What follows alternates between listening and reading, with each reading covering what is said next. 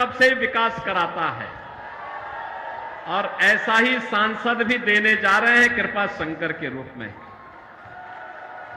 नाम ही कृपा शंकर है। आपकी कृपा बन जाए और शंकर की कृपा हो जाए तो विकास को तो कोई माई का लाल रोक ही नहीं सकता है। और इसीलिए आज मैं आपके बीच में आया हूं कि इत्र की सुगंध और इमरती की मिठास के साथ साथ जौनपुर वासी देश और दुनिया के अंदर जहां कहीं गया है अपनी ईमानदारी का विश्वास भी वहां उसने छोड़ा है। इस धरा को नमन करता हूं। आप सबका मैं हृदय से अभिनंदन करता हूं, स्वागत करता हूं। बहनों और भाइयों, लोकसभा का चुनाव 4 चरणों का संपन्न हो गया है। कल 5वां चरण है और छठे चरण में आपको ही मतदान करना है। लेकिन पहली बार है 4 जून को क्या होने जा रहा है, दुनिया भी और देश भी इस बारे में पहले से ही अनुमान लगा चुका है। परिणाम के बारे में निश्चिंत है और परिणाम क्या होने जा रहा है कि फिर एक बार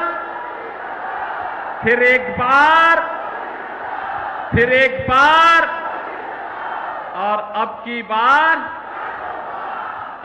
बार 400 पार की जब आप बात करते हैं तो ये सपा कांग्रेस के लोगों को चक्कर आने लगता है। कहते 400 पार कैसे हो सकता है। हमने कहा इस बार देखना होगा, जरूर होगा। तो जनता जनार्दन ही उन्हें जवाब दे देती है। और जनता जनार्दन क्या कहती है? जो राम को लाए हैं,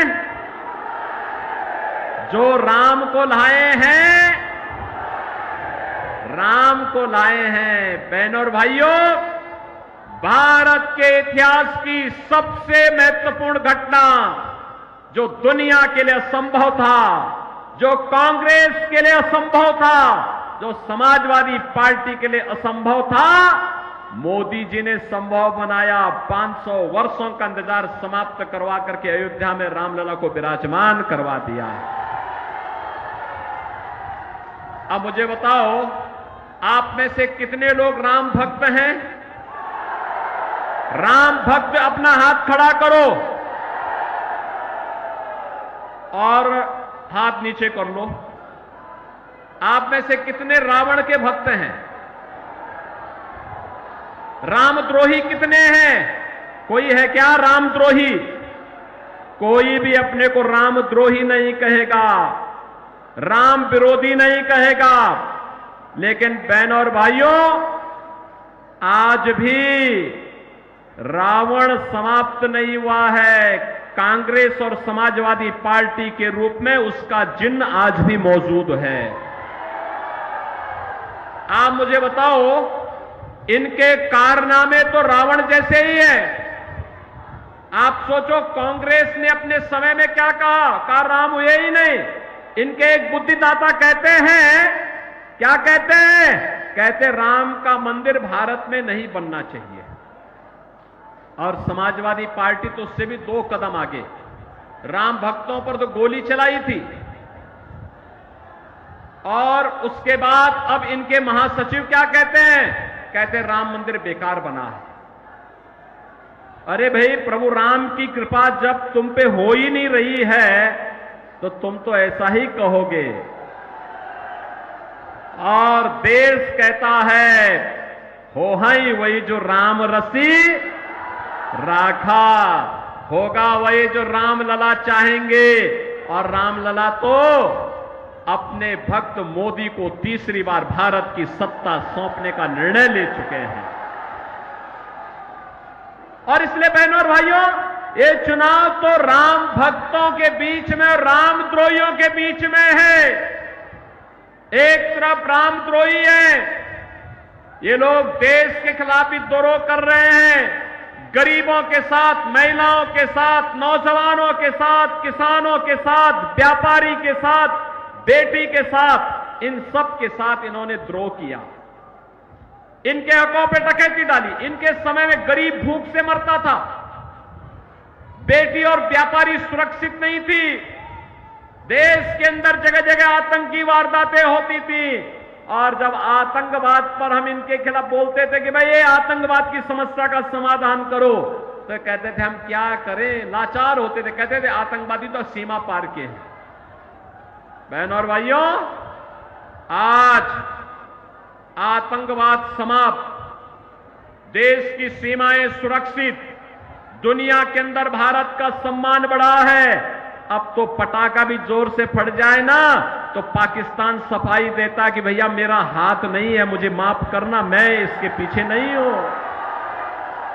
भय बिनु होई न प्रीति, ये पाकिस्तान जो आज बोली उसकी बदल गई है, उसे मालूम है ये नया भारत है, मोदी का भारत है, छेड़ता नहीं है, लेकिन कोई छेड़ता है तो उसको छोड़ता भी, घर में घुस करके मारता है, घर में घुस करके।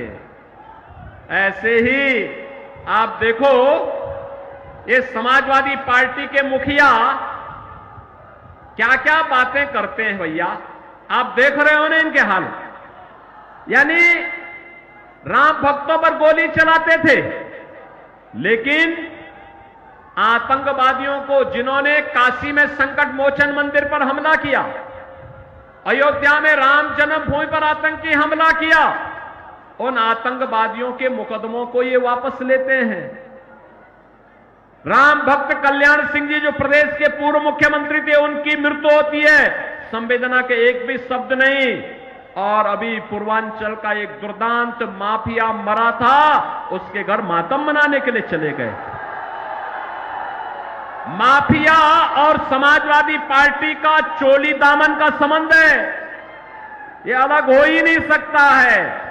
और इसीलिए हमने भी तय किया है, भगवान राम का प्रणता निस्सरहीन करो मई, भुज उठाए प्रण कीन। हमने भी तय किया है उत्तर प्रदेश की धरती से भारत विरोधी, रामद्रोही और ये जो माफिया गरीबों का खून चूसते थे, इनको पूरी तरह हटा करके रहेंगे, पूरी तरह समाप्त करके रहेंगे।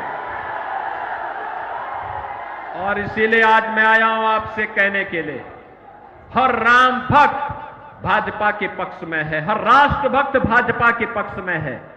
और बहनों और भाइयों, एक तरफ मोदी जी के द्वारा किया गया काम, highway, railway, airport, IIT, IIM, AIIMS, दुनिया का सबसे अच्छा कैंसर हॉस्पिटल आपके वाराणसी में खुल चुका है, मुंबई अब नहीं जाने की आवश्यकता है। ऐसे ही ये गिरीश यादव, रमेश सिंह, रमेश मिश्रा, ये सभी लोग जब मेरे पास आए, इन लोगों ने कहा कि हमारा जौनपुर का मेडिकल कॉलेज चालू हो। बहनों और भाइयों, मुझे बताते हुए प्रसन्नता है, जौनपुर का मेडिकल कॉलेज चालू हो गया। हमने कहा जितना पैसा लगेगा हम देंगे, लेकिन इसको बंद नहीं होने देंगे। अभी देखो ना, इस शाहगंज में रमेश सिंह यहां इथेनॉल का प्लांट भी लगा दिए और यहां पे सैकड़ों लोगों को नौकरी मिलेगी। और मैं तो उनसे कहूंगा उसके बगल में एक आईटीआई खोल दीजिए, इथेनॉल प्लांट के लिए एक ट्रेड उसमें दे दीजिए।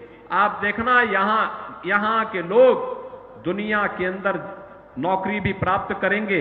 और जब यहां निवेश होगा, अब हम औद्योगिक निवेश की नई गति को आगे बढ़ा रहे हैं, क्योंकि अब यूपी में दंगा नहीं होता, कर्फ्यू नहीं लगता। दंगाई और कर्फ्यू वाले सब, दंगाई और कर्फ्यू लगाने वाले सभी लोगों की राम नाम सत्य की यात्रा निकल गई है। और इसलिए बहनों और भाइयों, मैं आपसे कहने के लिए आया हूं, आपसे एक ही बात कहने के लिए आया हूं कि ये जो भाजपा ने विधायक बनाए हैं, ये विधायक, इस सांसद के प्रत्याशी, ये सभी इतना विकास कराएंगे, इतना विकास कराएंगे, आप मांगते मांगते थक जाएंगे और दुनिया आपके पास नौकरी मांगने के लिए आएगी जौनपुर में। बहनों और भाइयों, मैं आज इसीलिए आपके पास आया हूं। ये कांग्रेस, ये समाजवादी पार्टी और कांग्रेस का जो इंडी गठबंधन है, ये जब भी एकजुट हुआ है खतरे की घंटी का संकेत होता है। याद करिए, मैं एक घटना नहीं बता रहा हूं। अयोध्या में जब आतंकी हमला हुआ था तब प्रदेश में समाजवादी पार्टी की सरकार थी और केंद्र में कांग्रेस की सरकार थी। जब संकट मोचन मंदिर पर आतंकी हमला हुआ था तब भी ये दोनों लोग सरकार में थे। जब अयोध्या, वाराणसी और लखनऊ की कचहरियों पर हमला हुआ था तब भी ये दोनों सरकार में थे। और लगातार देश संकट में घिरता है, गरीब मारा जाता है, आम नागरिक की सुरक्षा खतरे में पड़ती है। और जब भाजपा सरकार में होती है, आतंकवाद का नेस्तनाबूद होता है और हर गरीब गांव, गरीब कमजोर किसान, नौजवान सबको सरकार की योजना का लाभ मिलता है। बेटी और व्यापारी सुरक्षित होती है। आपने देखा होगा। आप मुझे बताओ, समाजवादी पार्टी की सरकार में सारा राशन इनके गुंडे खा जाते थे। आज तो देश के अंदर 80 करोड़ लोग फ्री में राशन प्राप्त कर रहे हैं ना। 60 करोड़ लोगों को आयुष्मान भारत में 5 लाख रुपए का कार्ड दिया जा चुका है हर वर्ष।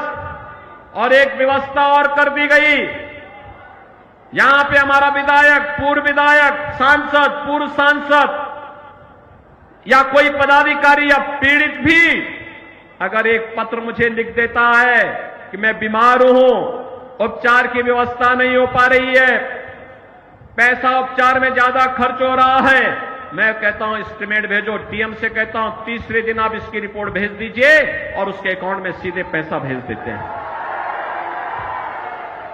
इनके समय में दम तोड़ के, गरीब दम तोड़ के तड़प तड़प के मर जाता था।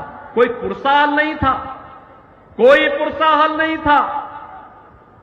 12 करोड़ किसान सम्मान निधि का लाभ प्राप्त कर रहे हैं।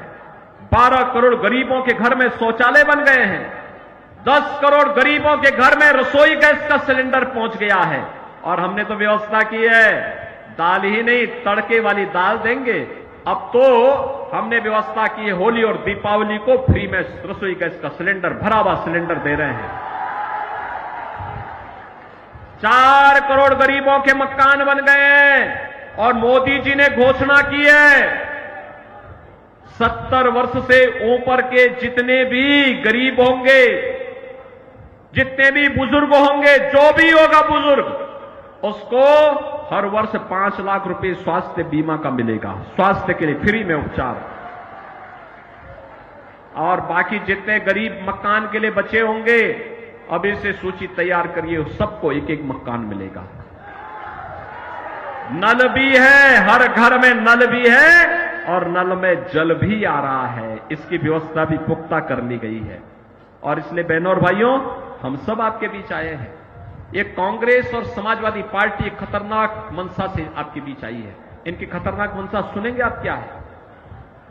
ये है सबसे पहले इनकी, अब देखो ये नारे लगाते हैं, खूब झूठ बोलते हैं बहुत। जनता इनकी असलियत जान चुकी है, बार बार ठुकरा चुकी है, बार बार हरा चुके। 14, 17, 19, 22 बार बार जनता जनार्दन इनको जवाब दे चुकी है। और अब तो एक खतरनाक मंशा के साथ ये लोग आए हैं। खतरनाक मंशा क्या है इनका? ये लोग राहुल गांधी से जब पूछा गया कि गरीबी के लिए क्या करेंगे, तो कहते हैं, राहुल गांधी क्या कहते हैं? कहते हैं गरीब में एक झटके में गरीबी हटा दूंगा। कहा कैसे? कहा कि हर व्यक्ति की संपत्ति का सर्वे कराऊंगा। और संपत्ति का सर्वे करा के क्या करेंगे? उसने कहा कि उनके पूर्वजों के द्वारा जो संपत्ति मिली होगी, खेत खलियान, आपका घर, जेवर, पैसा, उसमें से आधा हम लोग ले लेंगे। आधा लेकर के फिर कांग्रेस और समाजवादी पार्टी के गुंडे उसको हड़पेंगे। बहनों और भाइयों, औरंगजेब की आत्मा घुस गई है ये समाजवादी पार्टी और कांग्रेस के लोगों के अंदर। कोई मुसलमान भी अपने पुत्र का नाम औरंगजेब नहीं रखता है। मुगल सल्तनत का सबसे क्रूर बादशाह था औरंगजेब। और इतना क्रूर था पहले अपने भाई की हत्या किया और फिर अपने बाप को ही कैद में डाल दिया। अब ये तो इन्हीं लोगों का इतिहास होगा। लेकिन भारतीय जनता पार्टी अब औरंगजेब की आत्मा को जीवित नहीं होने देगी। वो दफन की जा चुकी है, दोबारा उसको जीवित नहीं होने देगी। ये जजिया कर जो लगाना चाहते हैं, विरासत टैक्स के आधार पर आपकी संपत्ति को हड़पना चाहते हैं, इसको नहीं हड़पने देंगे। एक दूसरा, अनुसूचित जाति, जनजाति और पिछड़ी जाति के आरक्षण पर सेंध लगाना चाहते हैं। कांग्रेस ने और समाजवादी पार्टी जब इन्हें समर्थन कर रही थी तब इन्होंने शरारत की थी, भाजपा ने विरोध किया। कर्नाटका में इनकी सरकार है, आंध्र में जब इनकी सरकार थी तब भी इन्होंने वहां पर पिछड़ी जाति के आरक्षण का अधिकार मुसलमानों को दे दिया है। क्या आप ये स्वीकार करेंगे? क्या ये स्वीकार करेंगे? क्या बहनों और भाइयों, कतई नहीं। बाबा साहब भीमराव अंबेडकर ने कहा था कि धार्मिक आधार पर आरक्षण भारत के विभाजन की नींव पैदा किया था। हम दोबारा धार्मिक आधार पर आरक्षण नहीं होने देंगे।